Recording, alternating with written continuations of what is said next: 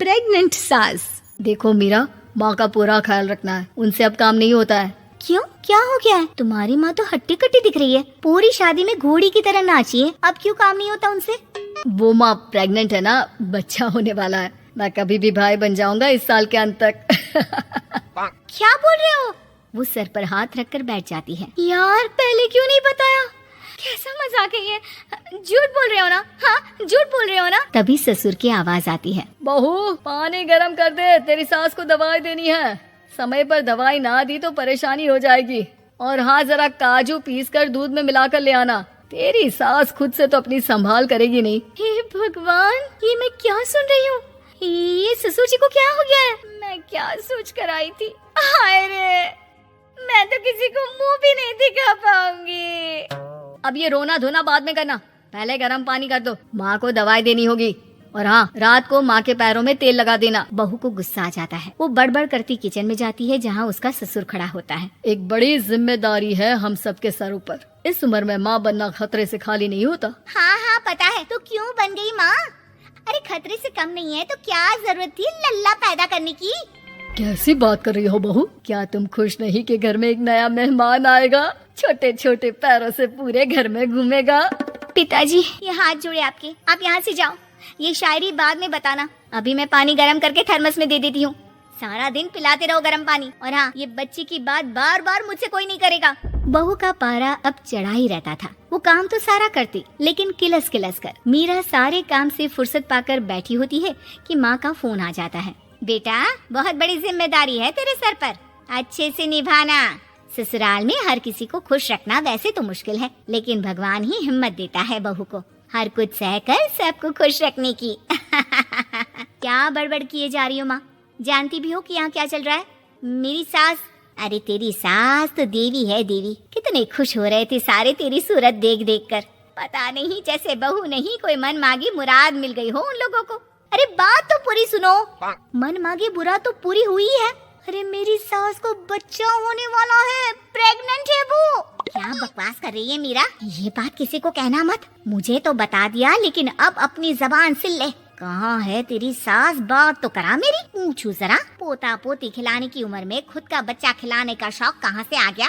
और आया भी तो बताना तो चाहिए था। अब क्या नाक कटाने के लिए हम लोगों से रिश्ता जोड़ा है? रुक, तेरे पापा से बात करती हूँ। मीरा फोन रखकर लेट जाती है। वो एक सपना देखती है कि उसकी गोद में एक बच्चा खेल रहा है।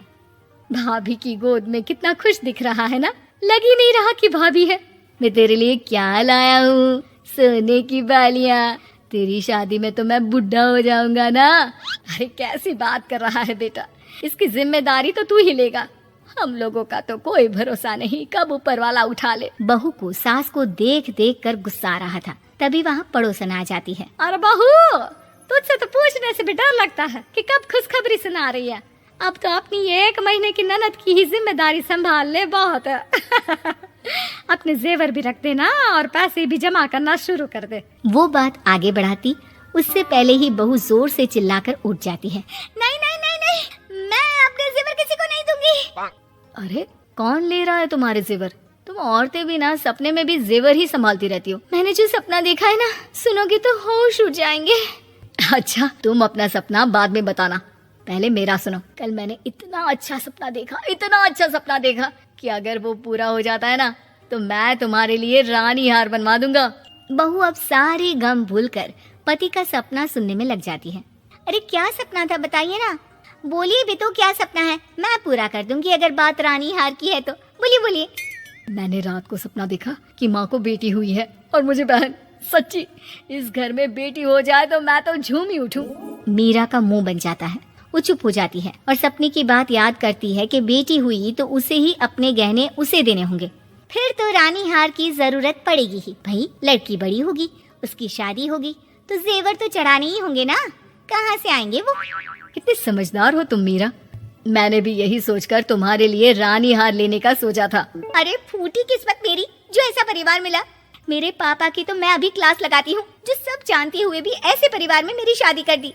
बहू पिता को फोन लगाने ही वाली होती है कि ससुर की फिर से आवाज आती है। बहू, गरम पानी ले आ जल्दी, थर्मस में खत्म हो गया है। बाद में खबर लेती हूँ मैं पापा की, पहले सास को गर्म पानी दिया हूँ। बहू अभी किचन में काम कर ही रही थी कि मीरा के मम्मी पापा आ जाते हैं। वो हाथ में ढेर सारे फल लेकर आते हैं। मीरा के पिता मीरा के ससुर से कहते हैं, लीजिए भाई साहब, ये फल रखिए, बहन जी को खिला दीजिएगा। वैसे कैसी है उनकी तबीयत? बस पता तो है आपको, ऐसे वक्त में जो होता है बस वही सब। मुझे तो सुनकर बहुत गुस्सा आया था, लेकिन चलिए, भाग्य में जो है लिखा उसे कौन टाल सकता है। डॉक्टर को दिखाए? हाँ, बस डॉक्टर आने ही वाला है। अच्छा हुआ आप लोग भी आ गए। उतने में एक सुंदर सी लेडी डॉक्टर आती है। पेशेंट कौन है आप?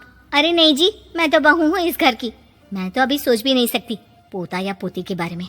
अभी तो मेरी सास ही। अरे चुप हो जाना, देख तो ले, डॉक्टर है ये, किसी के भी सामने गुस्सा फोड़ देती है। डॉक्टर कमरे में जाती है और थोड़ी देर बाद बाहर आ जाती है। पीछे से सास भी निकल आती है। हे भगवान, इतना दुख तो किसी को भी ना दे जितना मुझे दिया है। देखिए बहन जी, आप लोगों को तो ये सोचना भी नहीं चाहिए था। वही तो मैं भी कह रही थी कि आप लोगों के लिए तो सोचना भी गुनाह है, लेकिन अब पछताए होत क्या जब चिड़िया चुग गई खेत। डॉक्टर वहाँ से चली जाती है। मैं माँ नहीं बन सकती, मैं प्रेग्नेंट भी नहीं हूँ। ये कैसे? तुम तो बोल रही थी कि अरे वो गैस का दर्द था और पेट भी गैस से फूल रहा था। डॉक्टर ने चूर्ण दे दिया है, गर्म पानी से फाँकना है। मैं अभी लाती हूँ गर्म पानी। अरे मैं तो गीजर ही लगा देती हूँ। हाय रे, खुशी के मारे पागल ना हो जाओ।